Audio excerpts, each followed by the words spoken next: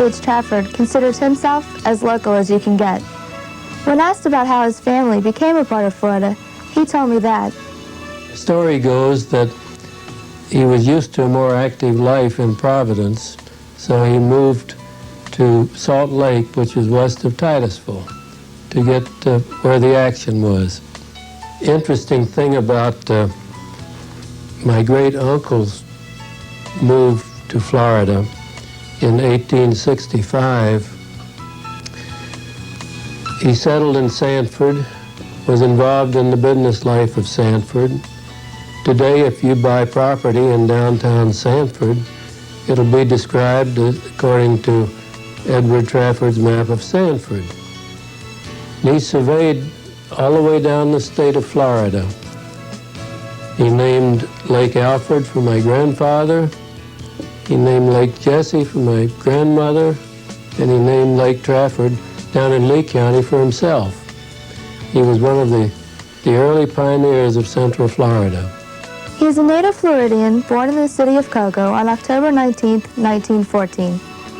Mr. Trafford holds fond memories of his childhood.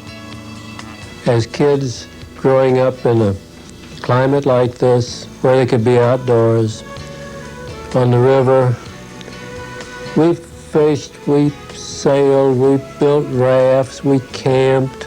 We did the things that maybe kids can't do today like we used to be able to do. We had more freedom. It was a small area as far population-wise. There was no crime really. The kids could go anywhere and be safe. You know, they didn't let us drive automobiles on the roads till we were 12 in those days.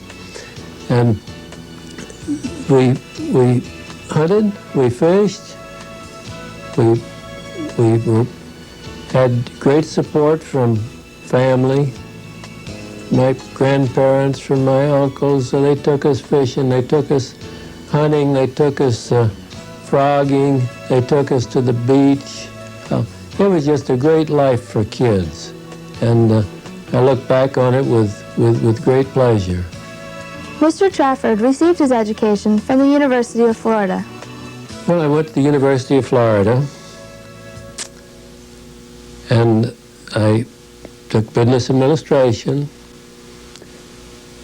I specialized in fields that would help me in the real estate business, specializing in real estate and economics, basically. Great life, I enjoyed it. I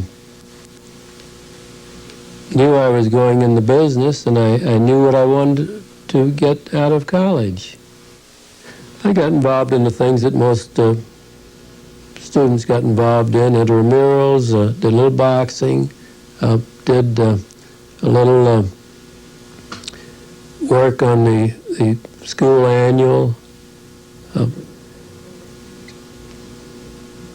Basically, that my activity. I belonged to a fraternity, Kappa Sigma. As a matter of fact, a former laureate, Dave Nesbitt, was also a member. Mr. Trafford returned to Brevard County from the University of Florida in 1938. That same year, he met his wife, Margot. One of the biggest celebrations of the year in this area was each February we held the Indian River Orange Jubilee, and it was a week celebration. Everyone participated. We had parades, we had fish fries, we had plays, we had all kind of, we had boat races, and it was climaxed with the Jubilee Ball.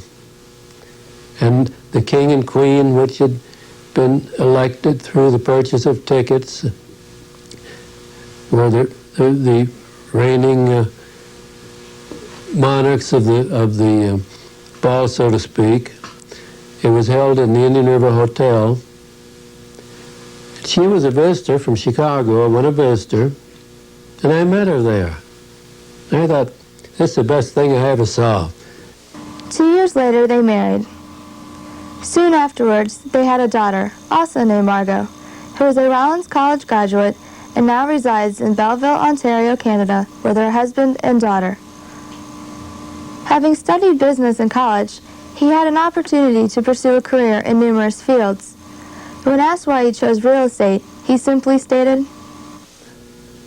I never thought of going in any other business. I grew up in it. After his college graduation, he began his commitment to the community that gave him so much as a child.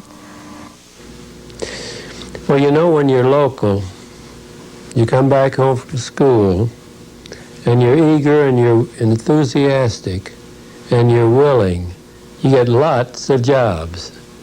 And I had